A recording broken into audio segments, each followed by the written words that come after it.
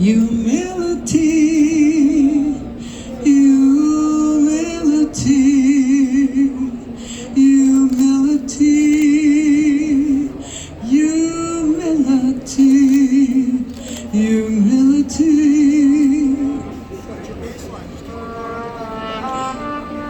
Humility, humility, humility. You walking down the street, saying hello to the people you meet. Some have smiles, some have makeup, some look through you like you're not even real.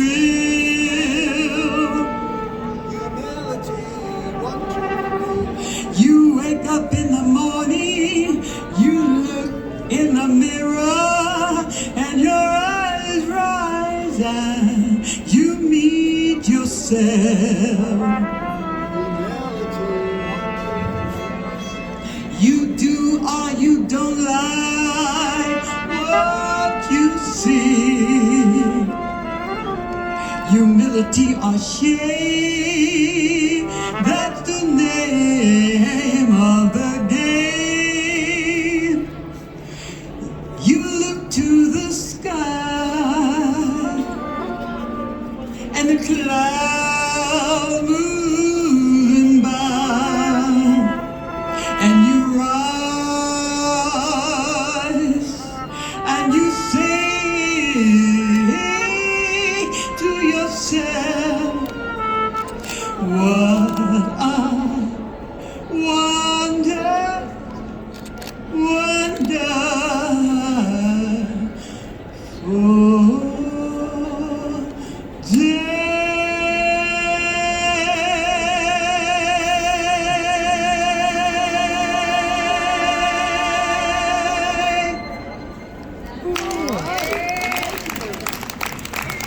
Thank you. What a wonderful day. That was almost really Armstrong. Wow. That was a pleasant, wonderful surprise. In one word, Refreshing. refreshing. That's what I think. Refreshing. Yay. Okay. Summertime,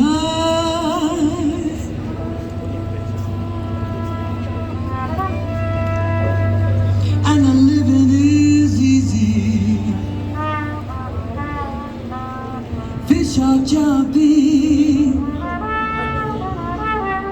and the cotton is high.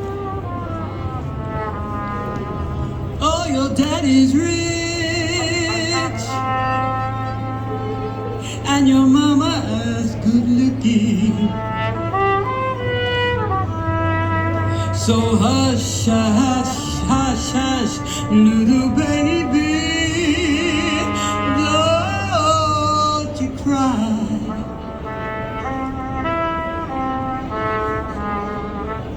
One of these mornings, you're gonna rise up singing. You're gonna spread your wings and you take to the sky. Oh, but until that morning, oh, until that morning, there ain't nothing. There ain't nothing gonna harm you with daddy and mama.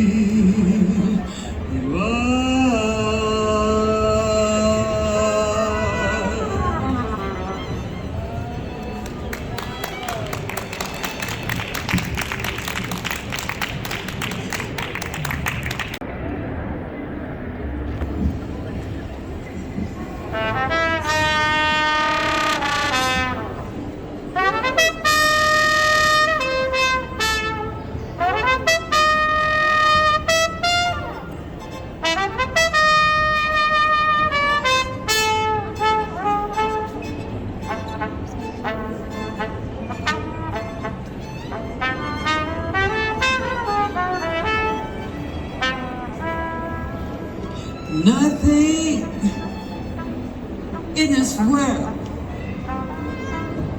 gonna stop me, hey, from loving you.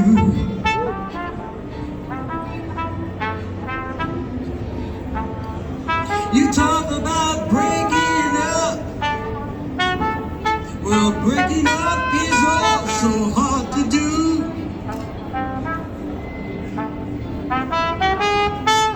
I know I said things I did not mean to say,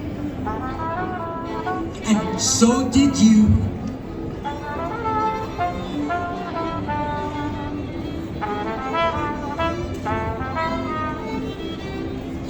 Don't break my heart in two.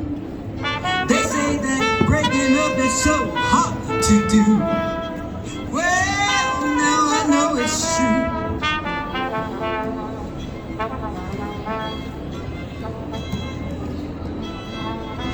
Don't you leave my heart in misery.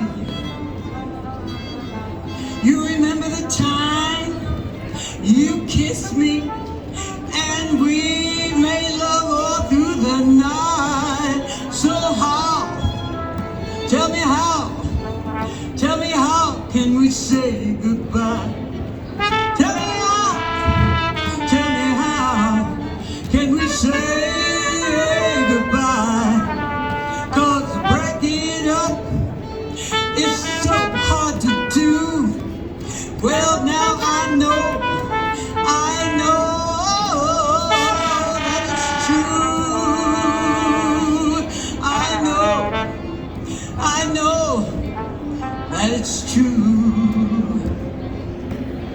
I know that it's true.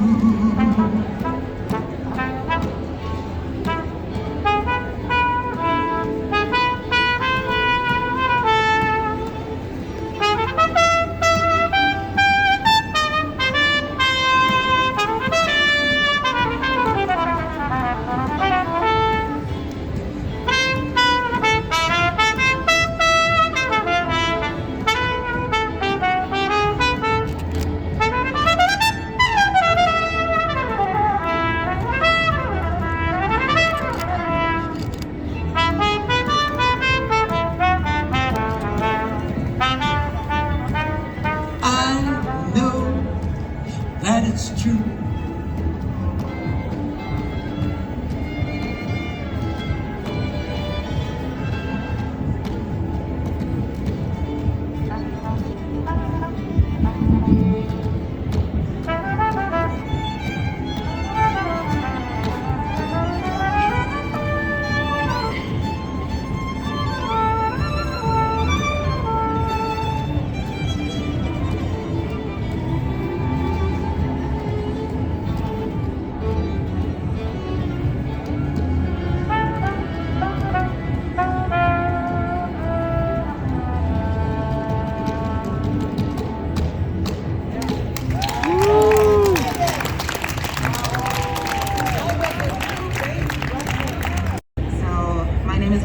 Hawkins Smith, and I am going to sing my favorite things. Keep this open mic going, right?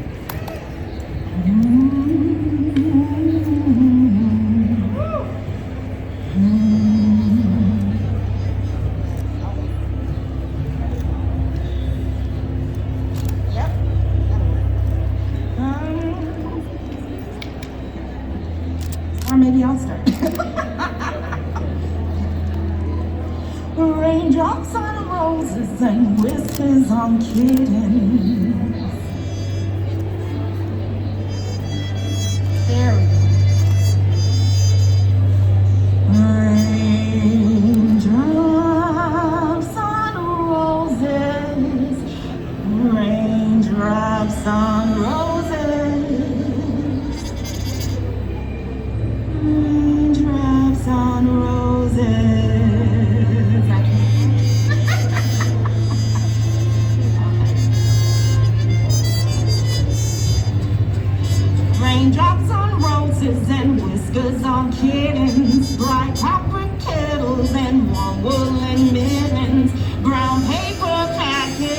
just tied up with string. These are a few of my favorite things.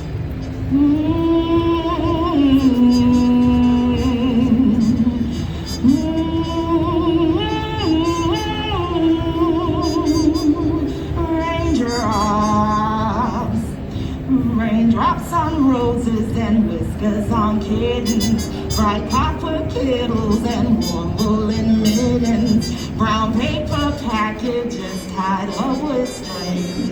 These are a few of my favorite things. Girls in white dresses with satin sashes, snowflakes that stay on my nose and eyelashes, silvery white winters that melt into spring. These are a few of my favorite things. When the dog bites, when the bee stings, and I'm feeling sad, I simply remember my favorite things, and then I don't feel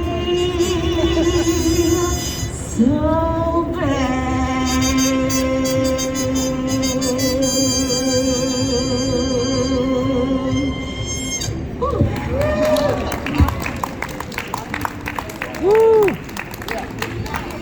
That Biddy walked. Biddy walked all the way from Mississippi to Utah. They told him about a colony in San Bernardino that needs to be started, Mormons. So they walked from Utah. Well, Biddy did. Biddy walked in from Utah to San Bernardino. Long story short, California was a free state at that time, legally, even though there were slaves being allowed to be enslaved at that time. But the freedmen that were there, the black freedmen that were there, that were also business owners and entrepreneurs and landowners, told Biddy about it being a free state. One, Robert Owens in particular, who fell in love with one of Biddy Mason's daughters, did not want to see her continue to be enslaved. So Mr. Smith got wind of the fact that all this was brewing around him. Biddy Mason was enslaved for 5 years there in San Bernardino before he got the idea to move to Texas, where it was legal to have slavery.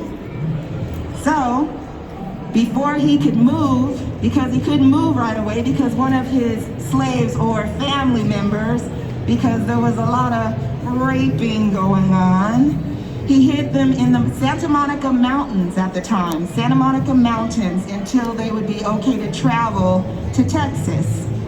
Well, Owens talked to the sheriff, and the sheriff brought them back and put the slaves in jail to keep them safe, to keep them from going to Texas until court proceedings could happen. Which is really interesting because we are talking about 1865. In 1865, it was not legal for black people to speak against white people in court or to be a witness against a white person in court. 1865, Judge Benjamin Hayes took Biddy Mason into his chambers for that reason and interviewed her there and asked her, "Are you in fact slaves?" Because Mr. Smith was going around telling people, "Oh, we're just family," which, unfortunately, in a way, was kind of true, unfortunately. So she had said, "Well, I've always done what I've been told to do." But then he said, "Well, you know what? If he takes your children, if he takes the children, I can't let him take the children because the children were born free. And I cannot allow them to be taken into a slave state to be enslaved. So the children would have to stay here." And that's what did it. Biddy Mason said, "Nope, I do not want to leave my children." So she stood up for herself because even then it was difficult to do so because Mr. Smith was bribing everyone he could to say the right thing so that he could keep them as slaves. So when that was said, she didn't want to go, she was enslaved. Judge Benjamin Hayes sent or served Mr. Smith a writ of habeas corpus. And what happened? He no-showed. He didn't show up to court. So she won her freedom and all the rest of the slaves' freedom because he did not show up. So that was January 19th. Another, well, you've heard of Juneteenth. Well, this was Janteenth. January 1865, Biddy Mason and those were delivered to freedom from slavery. And you know what? She did not get bitter. She was not bitter. She practiced doing midwifery while she was a slave, but now she could do it and get paid. So she saved her money. Sometimes she would accept land as payment. So she was amassing much wealth. And she had a wonderful, huge heart, Biddy Mason did. When there were people who were suffering from smallpox, maybe like in jail, maybe like nobody wanted to go and treat them, she would go. And she was an herbalist. And it was the thinking back in those days that the slaves knew how to immunize themselves against being infected by smallpox, let's say. This also happened with the native or indigenous people as well. They knew about the herbs, they knew what to do to immunize themselves. So Miss Biddy Bridget Mason went to the prisoners suffering from smallpox to help treat them. Around this time, there was flooding. So what did Miss Biddy Mason do? She would house the houseless, people who became homeless because of flooding or what have you. She would provide housing for them. If they needed something to eat, she provided a grocery tab in the local store because at this point she was basically a philanthropist. She was the first millionaire, one of the first millionaires of early Los Angeles, DTLA. You know that plot on Spring Street near 3rd and 4th? Yes, there's a plot of land. That was her first plot of land she owned. And from her bedroom, or living room, I should say, she founded First AME Church. You might have heard of AME Church, African Methodist Episcopal Church. That was founded by Richard Allen way back when. But what's interesting is First AME Church was my first church in Pasadena, and I had not heard about Miss Biddy Bridget Mason. I had heard about Richard Allen, AME, but I wasn't at AME, I was at First AME. So I just think that's interesting. But if you go down to the one in South LA, the biggest, oldest black church in Los Angeles, that was founded, she was one of the founding members of that church. Its first location was right here in downtown LA, actually Azusa Street. Some of you might be familiar with the Azusa Street Revival. If not, you can go down to Little Tokyo and read all about it. There was a gentleman named William J. Seymour, and he was used by God to have this Azusa Street Revival, which started on Bonnie Bray Street and Bonnie Bray House, which is still there. They refurbished it, but so many people came because of miracle signs and wonders that were happening that the porch fell in. So they needed another place to go. Well, they go to a place that was abandoned that just happened to be the first location of the First AME Church. And it was rented out to William J. Seymour for Apostolic Faith, I think it was called at that time. Well, there's no more an Azusa Street, but there is an Azusa Street alley there now. But where it was at the Japanese American Cultural Center Plaza, which is there now. And they actually commemorate this with a plaque to the Azusa Street Revival. Actually, the same grapefruit tree from 1906 is still there in that plaza that was there for Azusa Street Revival. Well, getting back to Biddy May, Bridget Biddy May, because she had experienced what she had experienced. Like I said, it didn't make her bitter. Instead of making her bitter, she used it as her ministry, right? She had known what it felt like to be violated, for things to be taken against your will. So what did she do? She took in foster kids. She started the first Black elementary school, and she was fluent in Spanish. She was friends with Pio Pico at the time. It's thought of that maybe he helped her with the real estate as well as Mr. Owens. What else? What am I? Oh, and she was the medical assistant, nurse assistant to Dr. John Griffin, who interestingly enough was related to Judge Benjamin Hayes, who gave her freedom. I believe he was his brother-in-law, Dr. John Griffin. Actually, there is a mural in UCSF, UC San Francisco. There was some debate because the building needed to be demolished because it wasn't stable. But there was a mural there depicting Dr. John Griffin and Biddy Mason working side by side, healing a soldier. And we know that that is even more evidence to show the significance of Bridget Biddy Mason, who was delivered in 1865. She did much work pioneering in medicine, philanthropy, real estate, landowning, fluent in Spanish. What else? She did it all. And if you want to see her, there is a wall in between Broadway and Spring near 3rd Street, the Bridget Biddy Mason Wall. There's also a fountain and a little area by the elevator that shows her picket fence and pictures of her house. Power of Place has put that on. And also, if you want to see something of her, you can go to Downtown Central Library, and they have a historical figures project, an installation there, playing on a big video wall, along with Pio Pico and other historical figures. And I was honored enough to be able to portray Biddy Mason in that. It plays round the clock. Woo, Biddy Mason is awesome. And so really quickly, I don't know, how much time do I have? Okay, so I myself was delivered from bondage. How many know that there are different types of bondage out there?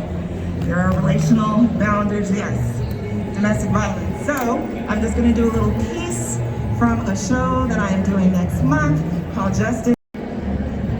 I'm homeless. No, I never smoked crack. I'm childless. Yes, I want my babies back. I've been in jail. No, I've never robbed a store. People want to take from me, yet I'm very poor. The home I'm from was never broken. Peers I grew up with, all well-spoken. I've got my master's degree, I'm not joking. This is a piece of my life, it's just a token. Whew, life's hard. And I like to keep it that way. Yeah, most people when they see a bathroom and they need to go, they go. I hold it. Until I can't hold it anymore. By that time, there's no bathrooms around to use, and that makes life difficult. And apparently that works for me. Take guys, for instance.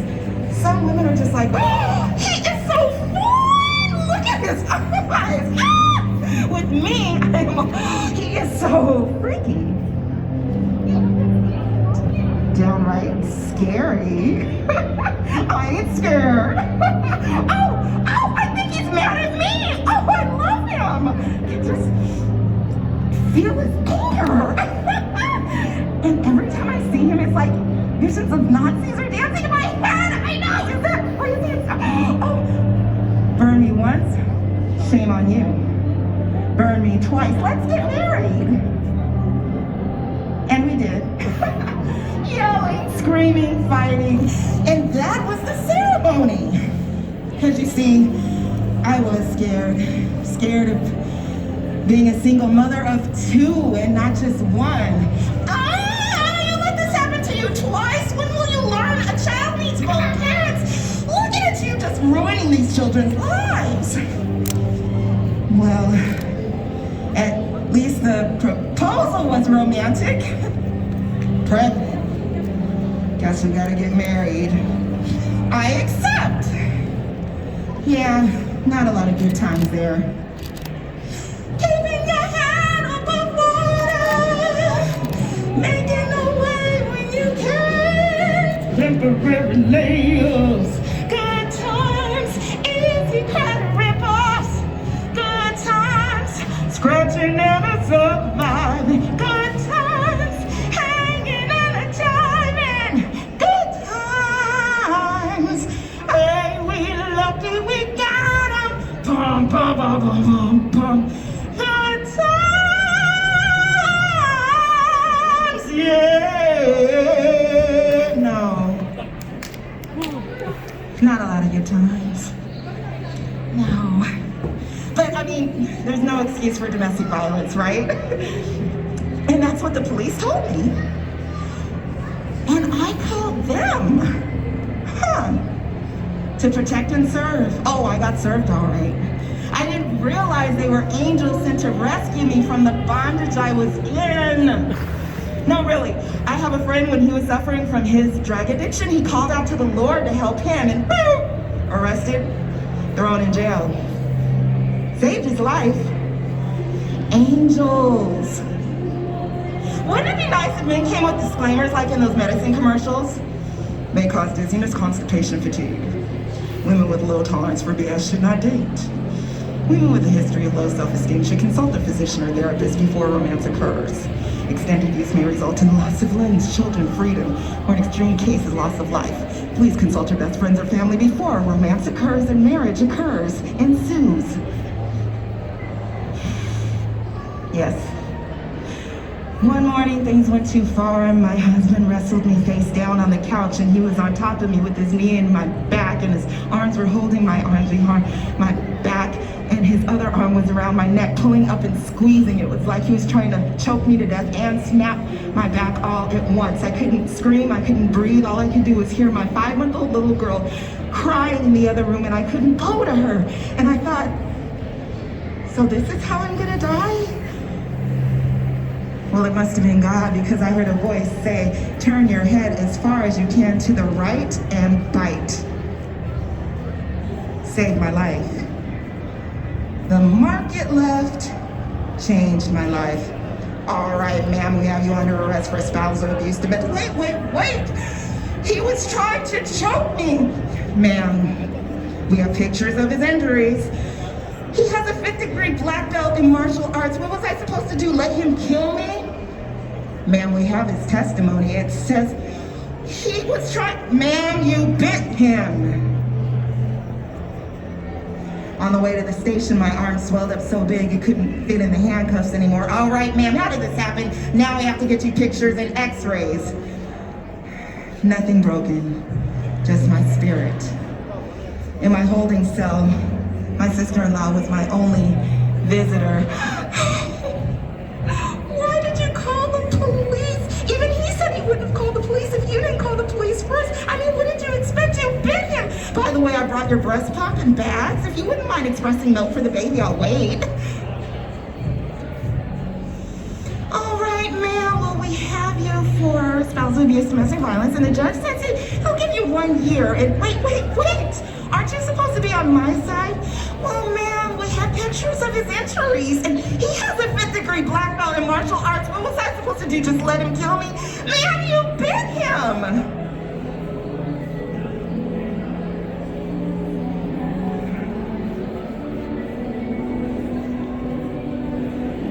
Why should I feel discouraged?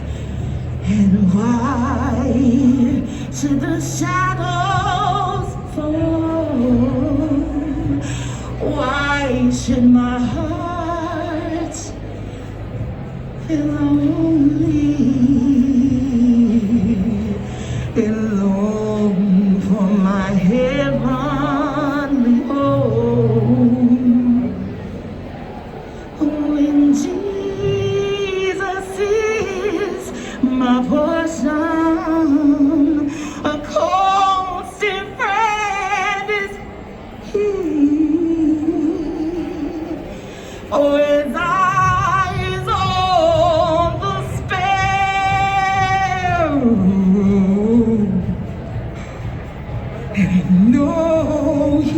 watches. I said, I know he watches. I said, I know he watches, he watches, he watches.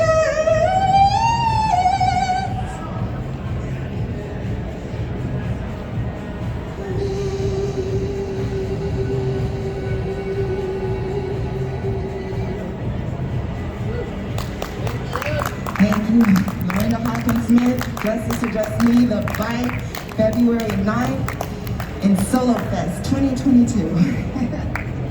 There's a poster over there, and the flyers, and a QR code. Yes, yes. I was dying in Skid Row until I started to sing. And once I started to sing, oh my God, the magic came and it slayed the tragedy. And so this is the song I wrote. It's from Sitting on the Dock of the Bay, but I changed the lyrics. So it's called now Singing in the Morning, Singing in the Streets of Skid Row. And I need my cheat sheet. I'm sorry, kids. Everything was running on close to time. Here we go. I'll be singing in the morning sun. I'll be singing when the evening comes. Watching the dealers rolling. And then I watch them roll away again. Yeah! I'm singing on the streets of LA. Watching the dealers roll away. Just singing on the streets of Skid Row, fulfilling dreams. I left my home in Florida. I headed for the lights of LA to make my dreams come true. And so that nothing's gonna come my way. Oh, so I'm singing on the streets of LA, spreading my love every day. I'm singing on the streets of LA, writing songs. It looks like everything's a-changing, nothing's gonna remain the same. I can do whatever I conceive to do, so I'll achieve the soar above with love. Yeah! Singing here, writing my songs, and this loneliness won't leave me alone. Over 2,000 miles I roamed, just to make Skid Row my home. Oh! Now I'm just doing whatever I love in LA, spreading my love every day. Woo-wee. Singing on the streets of Skid Row, fulfilling dreams. Da-da-da-do-do-do-do-do-do-do. Da-da-da-do-do-do-do. Yeah! Da-da-da-do-do-do-do-do-do. Da-da-da-do-do. That's all, folks. They gotta run. So give them a hand. This is Dallas Noble. Joey. Joey. The Colburn University. They're awesome, and you guys are awesome. Thank you so much. This has been a wonderful night. Enjoy the art, and here's Tom. Thank you, Dallas. All right. A couple more things we can do. I'm actually going to do something. So, toilets and access. Is Ike inspired at this point? Inspired. You fucking go. Okay, we're all in trouble. So toilets and public access to hygiene is a really big deal in Skid Row. It's been that way for a long time, and it's still that way. So about 3-4 years ago, I started paying really close attention to it and going to meetings in City Hall and stuff like that. Not just me, other people as well. And so we put together like a plan and advocacy and all that kind of good stuff. So we have a yearly festival for all Skid Row artists. So I went to the two people who organize it, named John and Henriette, and I said, there's this real fresh thing happening with advocating and pressuring City Hall to bring in, not only more toilets, but better toilets. And love to bring that into the festival and, let folks know about it and, get input and dialogue and all that kind of stuff. And they're like, okay, yeah, sure, of course you can do that in the festival. And then Henriette, who's from the Netherlands, says, in Europe, they have toilet ladies. because they're just there and they help you with the public toilets. And if you need toilet paper, I mean, the toilet ladies, oh, they're just all over the place. Why don't we do the toilet ladies for the festival? And I'm like, that sounds wonderful. So he said, you go talk to the other guys, because it'd be much more funnier if it's the guys being the toilet lady, and then you can take turns being the toilet lady. I'm like, yeah, what a wonderful idea. So I was completely shocked that none of the other guys wanted to be the toilet lady. So I ended up being the toilet lady for the entire festival to talk to people about toilets and how we need to do more about toilets. And that was my role for the festival. Not exactly my plan, but it worked out wonderfully. So I'm going to do a little monologue as the toilet lady. Blondes do have more fun, right, Tom? Yeah, he comes blonde. I'd like to thank my Academy Award winning wardrobe department, otherwise known as the 99 cent store. Oh, yeah. Yeah. Well, the Hollywood 99 cent store. Yes. Okay. Okay, strike up the band, strike up the band. There isn't a band, but we're artists. It's been a rough day, believe me. Strike up the band, let's visualize a band. Strike up the band, strike up the band. Okay, we're here at the LA Art Show, and I had a really interesting experience. So when I knew Skid Row was coming to the LA Art Show, I called up the convention center and I said, hello, I'm the toilet lady from Skid Row.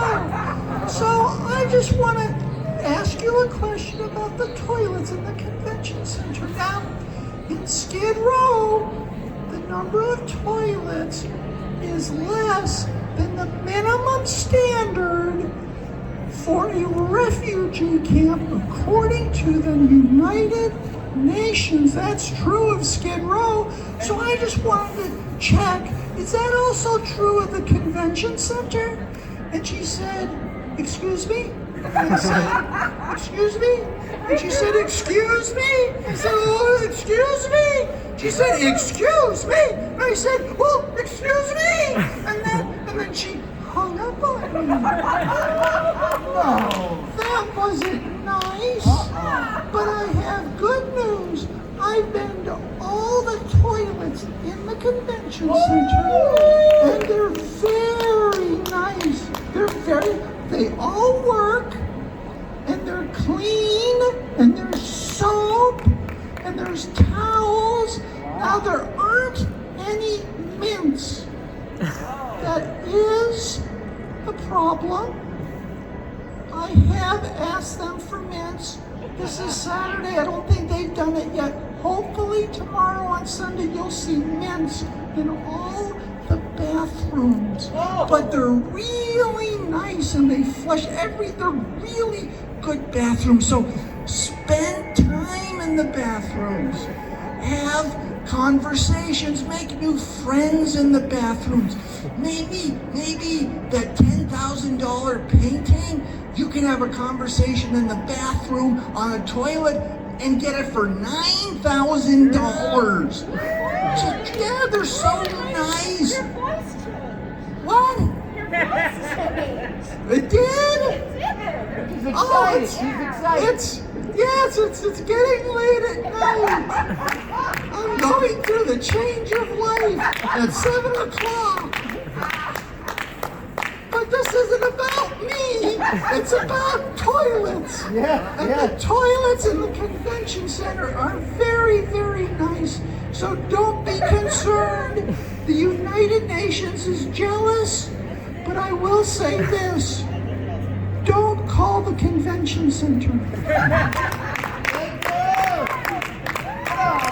Tom has inspired me, so I dug out on my phone.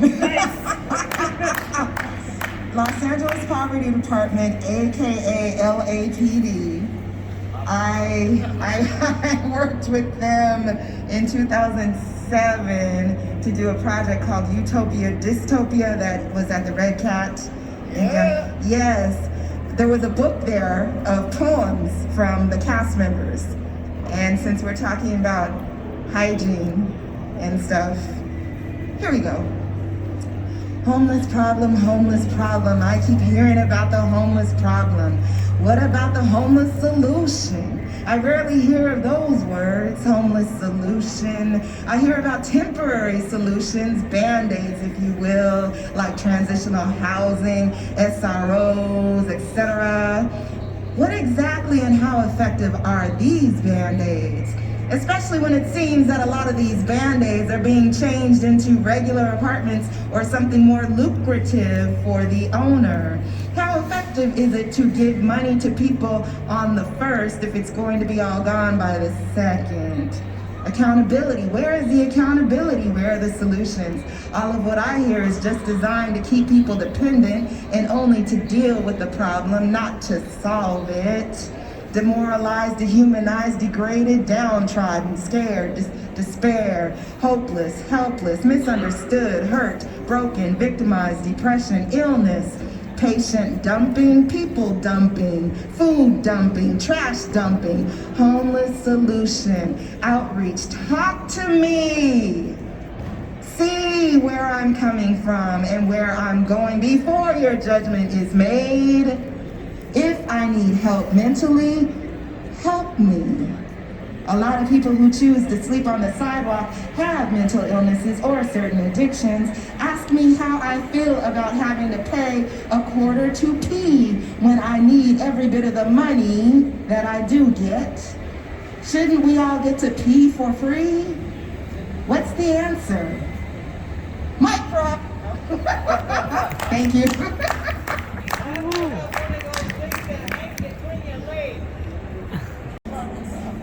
We don't have to. Okay, say one thing. Oh, one thing has 25 commas in it. I want to say this has been one amazing experience. From days ago to today, people have come, people have gone.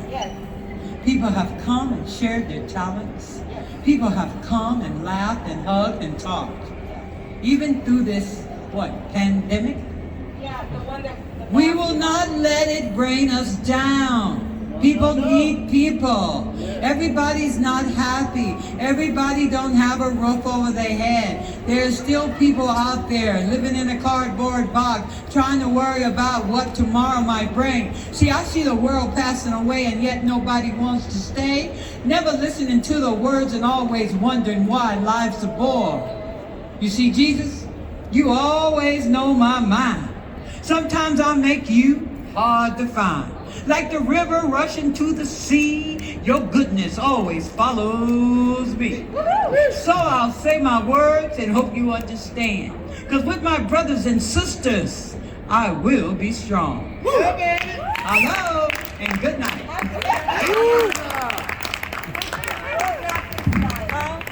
Thank you. I will. Nice wrap up. So the story of this wall is definitely a community story. So it was quote unquote finished when I wrote with Sharpies all this stuff. I actually didn't think it was that bad personally until I was walking over with Lorinda. We came across this beautiful art exhibit that consisted of like 4-year-olds scribbling notes to Santa or whatever. And she looked at it and go, well, that's like your printing. And I'm thinking, okay. Then what I did is called a placeholder. And so lovely Lorinda found a neighbor who had blue ink because I wanted everything to be blue to match the wall as much as possible. So she got her neighbor's printer with blue ink, typed everything up, and then brought it the next day. So it's this same words, but now a delightful blue, rather than my, what I consider distinctive printing. So that was, I have to admit, an improvement. So that's one improvement.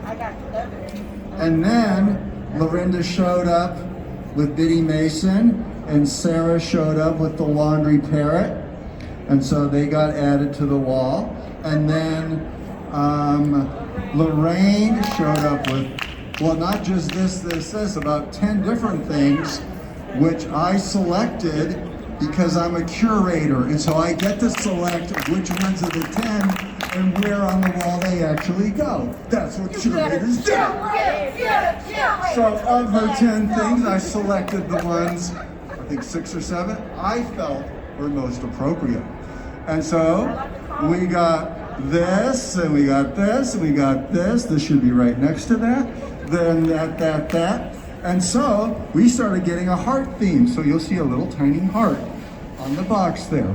And then Rosa showed up, and apparently she has an interesting hobby. She gets big pine cones and paints them strange colors. It's a beautiful color. I'm sure the normal pine cones are jealous. Okay, all right. I love this pine cone. I clearly offended the pine cone lobby. Okay. But my point is, this is what she contributed, which was her purple pine cone. Because we're on grass. So there's a sense of nature. There's a sense of life. There's a sense of Mother Earth.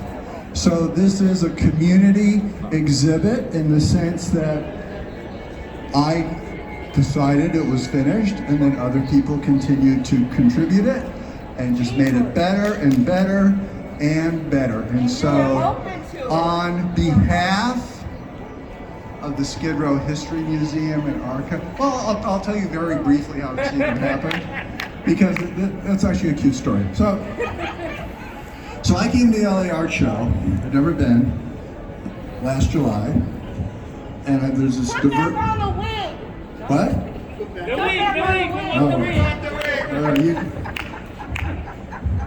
We're really going for violating every norm, aren't we?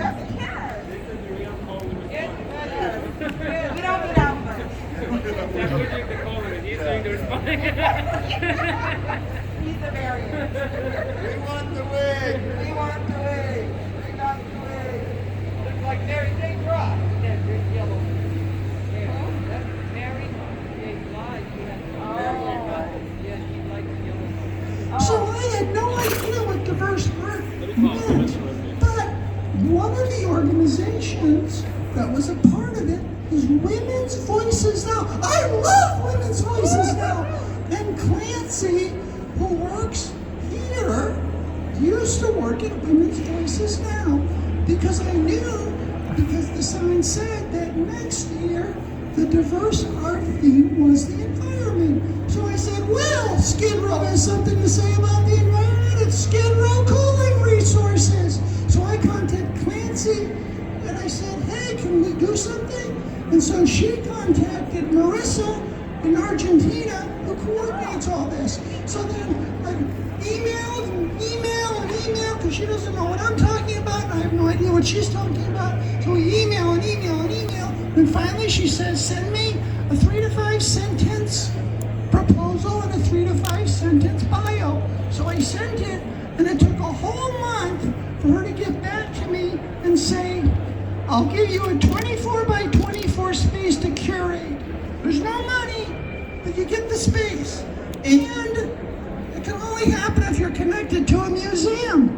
I said, well, and so I contacted John and Henriette, and they said, well, yeah, it's the Skid Row History Museum and Archive.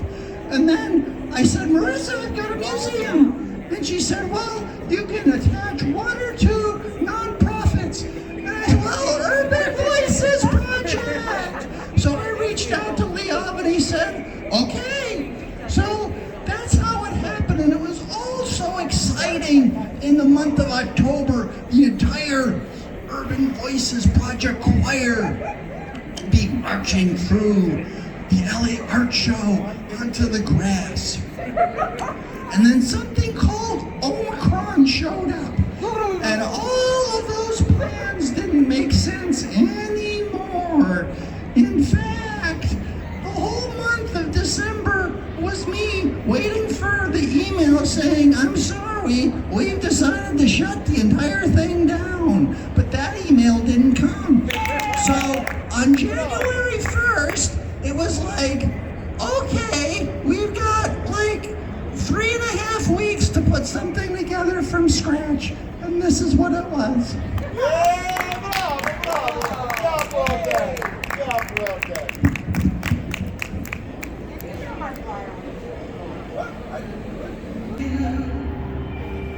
I will give you praise all the days of my life, 'cause you are my shepherd, I shall not want.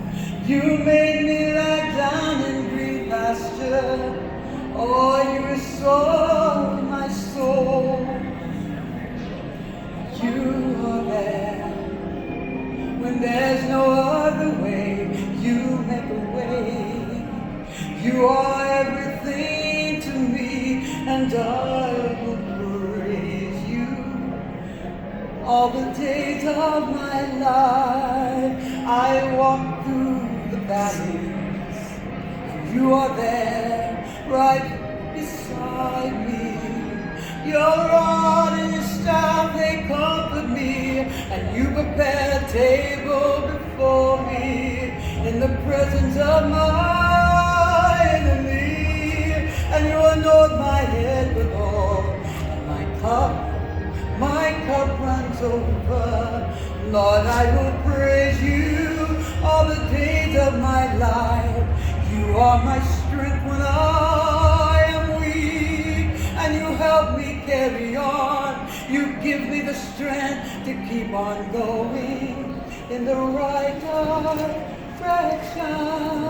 I will praise you, I will love you, I will praise you all the days of my life.